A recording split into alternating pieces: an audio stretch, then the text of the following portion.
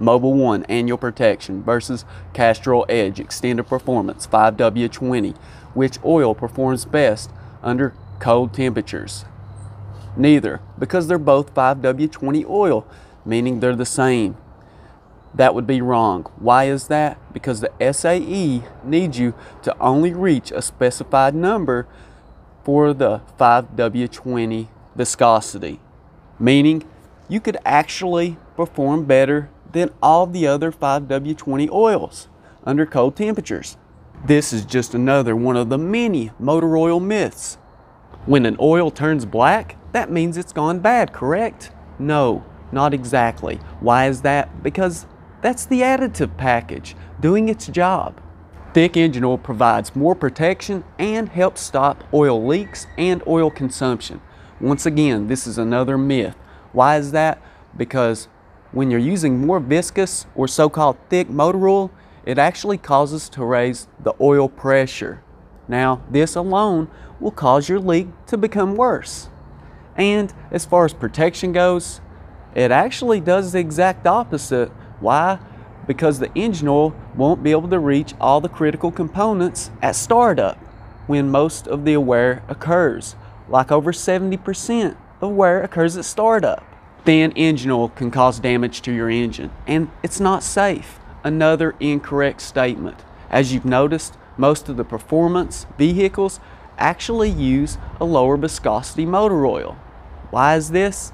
Well, actually it has a lot to do with performance. Yes, it's very minute, but it all adds up because that's not the only change that's being made. So, as I stated before, it reaches all the critical components even faster. And no, it does not get thicker over time, or the weight does not increase. 0W40 does not mean that it actually goes up to a 40 weight when it reaches operating temperatures, which is what the second number is for. The first number, as you know, is for winter. That only means that it has characteristics of a 40 weight oil. What about changing conventional oil to a synthetic oil? Does this really cause leaks? You've heard many mechanics say that it does, but you've also heard chemists say otherwise, that it does not. They actually made the motor oil themselves. So what I can tell you to be true, and I think it's pretty obvious once you look at it, the fact that it does not cause leaks, said by the chemist, is a correct statement. It doesn't cause the leaks. Now, mechanics say that it does. Is this true? Well, somewhat. And all that means is that the vehicle already had a leak or susceptible to a leak, prone to leaking.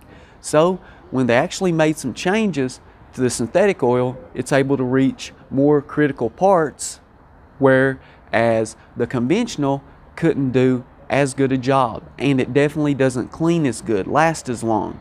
Therefore, it could possibly help to make a leak worse. Now this is more going on a pre-existing leak. Maybe it's not that bad or even noticeable.